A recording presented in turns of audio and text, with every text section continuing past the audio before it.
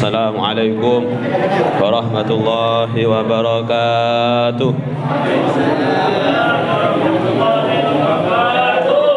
Bismillah, alhamdulillah, wassalatu wassalamu ala rasulillah sayyidina Muhammad ibn Abdillah wa ala alihi wa sahbihi wa mawalah. Subhanaka la ilma lana illa ma 'allamtana innaka antal alimul hakim. Rabbi shrah li sadri wa yassir li amri wahlul 'uqdatam min lisani yafqahu qawli. Amma ba'du. Yang kami kuliakan para sesepuh, para alim, para ulama, para habaib, khususnya para sesepuh Jami'ah Muhsinin, juga kami hormati para hadirin semuanya, khususnya sahibul hajah, abadi masyar sekeluarga. Semoga Allah Subhanahu wa taala diberikan kemudahan dalam segala urusannya dan dijauhkan dari bala musibah, dari semua penyakit. Amin Allahumma amin.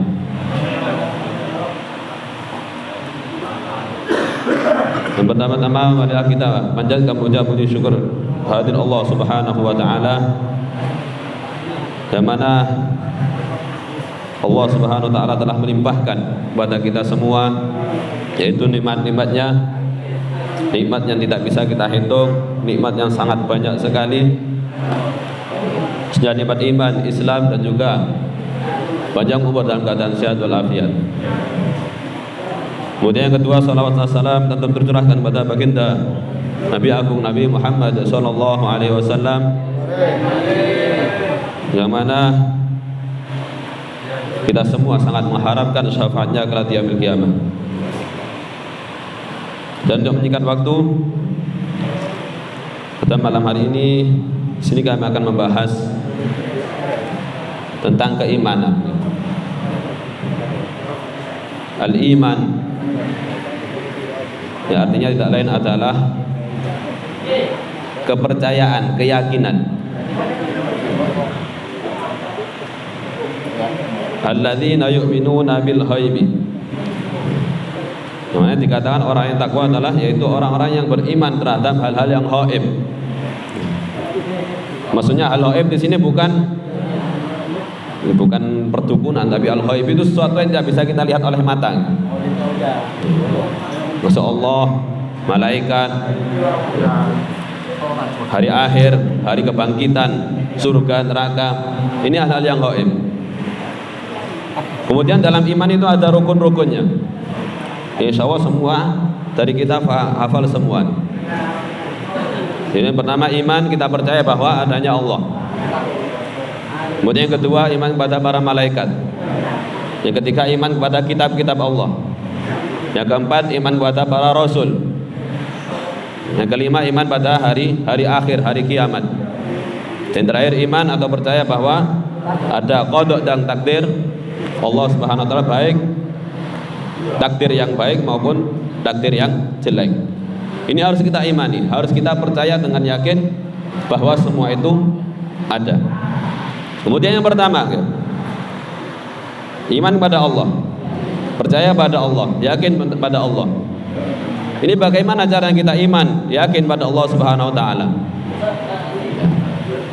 Di sini ulama-ulama dalam ulama ahli sunnah wal jamaah, terutama kitab yang sering kita baca, khususnya di pondok-pondok salaf diajarkan, yaitu kitab Aqidatul Awam, yang mana tidak lain kitab ini merupakan kitab akidah yang membahas tentang rukun iman. Yang pertama yaitu iman pada Allah Subhanahu wa taala.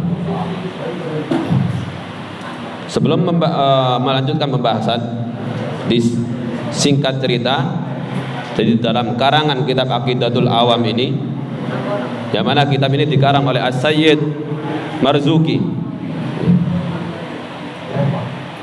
dan itu disebutkan kisah beliau ngarang kitab ini bahwa beliau itu mimpi ketemu Rasulullah SAW. Itu disebutkan dalam syarahnya kitab Abu Yasin Muhammad bin Abi al-Maliki. Jadi ceritanya beliau buat kitab Aqidatul Awam itu, beliau bermimpi ketemu Nabi Muhammad SAW, dan juga di situ ada para sahabat. Ada para sahabat. Nah, kemudian Said Marzuki diperintahkan oleh Rasulullah disuruh baca bait tentang atau nadam tentang tauhid. Nah, bingung ya. Kitab tauhid yang mana kata beliau? Nadam tauhid yang mana? Akhirnya oleh para sahabat, dengarkan wahai Said Marzuki apa yang akan dibacakan oleh Rasulullah sallallahu alaihi wasallam. Kemudian Rasulullah membacakan mulai abda'u bismillahirrahmanirrahim daim lisan terus sampai akhir wasuful khalil wal kalimi fiha kalamul hakamil alim. Sampai situ. Akhirnya bangun dari tidur. Beliau bangun dari tidur terus tiba-tiba hafal semuanya mulai awal sampai akhir. Kemudian mimpi kedua seperti itu lagi, dites oleh Rasulullah apa yang telah dihafal. Kemudian ditambahi oleh Said Marzuki yaitu wa kullu ma atabihir rasulu fahaqquhu taslimu wal qabulu. Jadi semua yang datang dari Rasulullah itu wajib kita terima, wajib kita pasrah. Fahaqquhu taslimu wal qabulu. Kita pasrah dan kita terima. Ya taslim. Karena apa? Karena apa yang dibawa oleh Rasulullah ini semuanya benar. Karena Rasulullah gak mungkin bohong.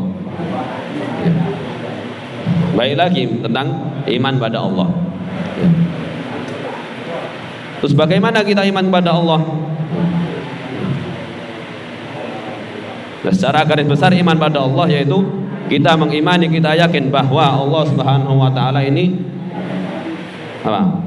Disifati dengan sifat-sifat kesempurnaan. Dan Allah bersih dari sifat-sifat kekurangan. Ini secara garis besarnya. Jadi gak mungkin Allah mempunyai sifat kurang, sifat nakis, sifat yang apa yang membuat zatnya Allah ini kurang, gak mungkin. Nah, kemudian secara rinci dan dalam bait kita sebutkan wa ba'du fa'lam bi wujubil ma'rifah min wajibillah ishrina sifah fa Allahu mawjudun qadimun baqi mukhalifun lil khalqi bil illaqi. Jadi beliau menyebutkan bahwa kewajiban kita sebagai orang yang mukallaf yaitu wajib mengetahui dan meyakini bahwa Allah Subhanahu wa taala itu mempunyai 20 sifat wajib. Jadi Allah punya sifat wajib yang jumlahnya 20. Ini rinciannya. Berarti sifat kesempurnaan ini oleh ulama dirinci yaitu dengan sifat wajib yang jumlahnya 20. Yang pertama, Allahu mawjudun. Allah itu adalah Allah mawjud. Allah itu ada. Jadi Allah ada. Buktinya apa kalau Allah ada? Yaitu adanya makhluk hidup. Dibukti bahwa Allah ada adalah adanya makhluk hidup, adanya manusia, adanya langit, adanya bumi, adanya hewan. Itu semua menunjukkan bahwa Allah itu ada.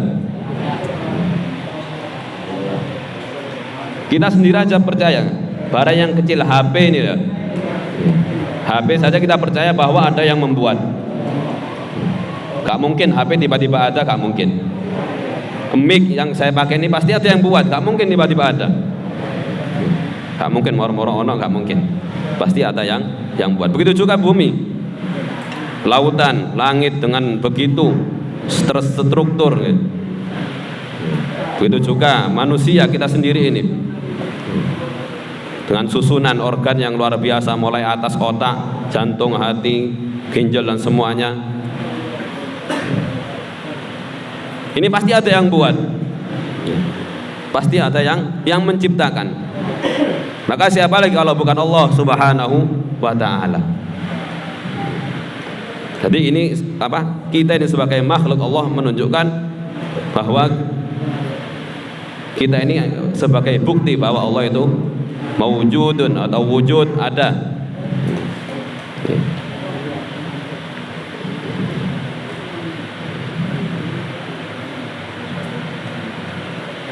Kalau Allah gak ada, semuanya pasti gak ada, makhluk gak ada. Dan sebutkan dalam Al-Quran, innani anallahu la ilaha illa ana fa'budni.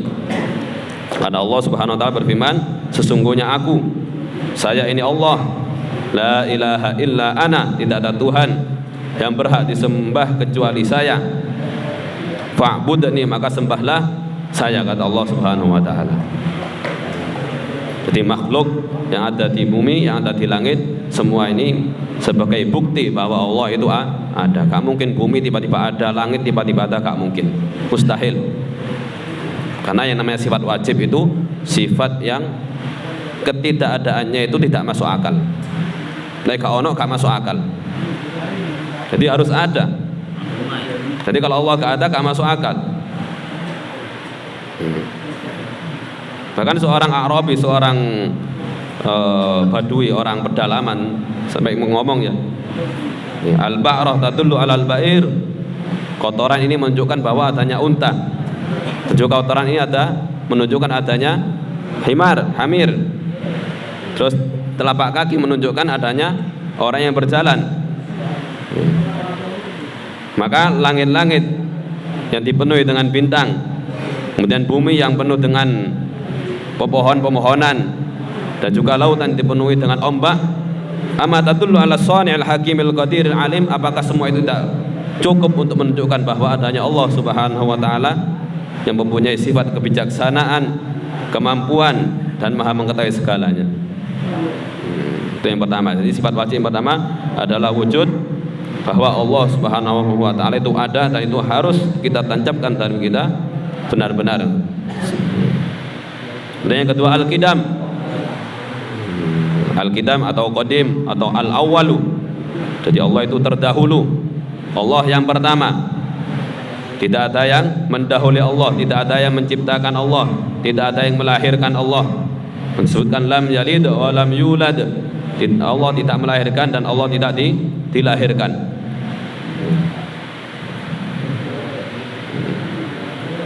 Jadi tidak ada permulaan terhadap wujudnya Allah, karena Allah merupakan yang awal.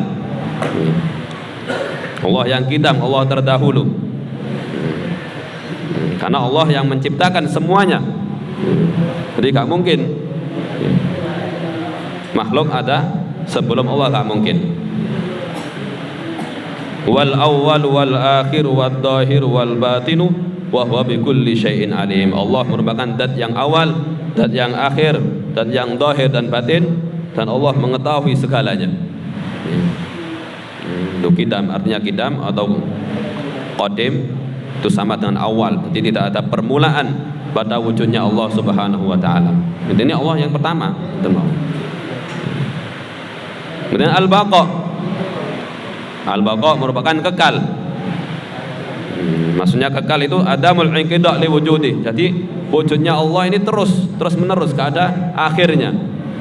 Allah tidak akan musnah, Allah tidak akan berubah. Terus seperti itu. Makanya kullu man 'alaiha fan wa yabqa wajhu rabbika dzul jalali wal ikram. Semuanya pasti musnah kecuali wa yabqa wajhu rabbika dzul jalali, kecuali Allah Subhanahu wa taala yang akan tetap dengan wujudnya, tidak akan berubah, tidak akan mati. Kecuali semua manusia semua pasti akan mati, kecuali Allah Subhanahu wa taala. Ini nanti hari kiamat semua makhluk pasti mati. Dan nanti akan dibangkitkan lagi. Dan yang keempat, mukhalafatu lil hawadithi. Allah tidak sama dengan makhluknya. Mukhalifu lil khalqi mithlaki. Jadi Allah tidak sama dengan makhluknya. Maksudnya apa? Tidak ada keserupaan sama sekali. Jadi makhluknya ada tidak menyerupai Allah sama sekali. Manusia, hewan, semuanya. Laisa kamitslihi syai'un wa huwas samiul basir. Jadi kalau Allah tidak sama dengan makhluknya, yang mana makhluk ini, makhluk kan ada benda cair, ada benda padat, ada benda gas. Ya, padat kayak menungso ini. Manusia punya tangan, punya kaki, berbicara, ada suaranya, berjalan, punya otak untuk mikir, mendengar dengan telinga. Allah tidak seperti itu. Jadi Allah tidak sama dengan makhluknya, sehingga apapun yang kita bayangkan tentang Allah itu pasti salah, pasti salah. Jadi semisal jenengan kok ngelamun, tiba-tiba ada pikiran Allah koyo opo sih, mesti itu pasti setan, guys. Pasti setan. Karena Allah tidak sama dengan makhluknya. Laisa kamitslihi syai'un. Jadi pertanyaan Allah kayak apa? Ini pertanyaan setan, pertanyaan jebakan. Jangan diteruskan. Kalau menjenengan terus-terusan bayangkan tentang zatnya Allah, jelas pasti keliru dan pasti dosa. Karena Allah tidak sama dengan makhluknya. Makhluknya butuh tempat, Allah gak butuh tempat. Makhluknya berbicara ada suaranya, Allah tidak seperti itu. Allah maha melihat, manusia melihat dengan mata, Allah melihat tidak dengan mata. Manusia mendengar dengan telinga, Allah mendengar tidak dengan telinga. Seperti apa? Wallahu a'lam. Yang penting kita yakin bahwa Allah tidak sama dengan makhluknya. Ini jangan jeru-jeru. Ya. Cukup kita memikirkan ciptaan Allah. Karena kita tidak boleh memikirkan dan nyawa, gak boleh. Allah memerintahkan kita untuk tafakkur atau memikirkan ciptaannya, termasuk memikirkan manusia, diri kita sendiri. Semakin kita berpikir, semakin kita merenung atas ciptaan Allah, disitulah semakin kita kenal dengan Allah. Jadi jangan jeru-jeru, cukup yakin Allah ada, Allah terdahulu, Allah kekal, Allah tidak sama dengan makhluknya. Mungkin itu yang bisa kami sampaikan, bila gak banyak-banyak. Kurang lebihnya mohon maaf. Akhirul qauli ihdinas siratal mustaqim. Wassalamualaikum warahmatullahi wabarakatuh.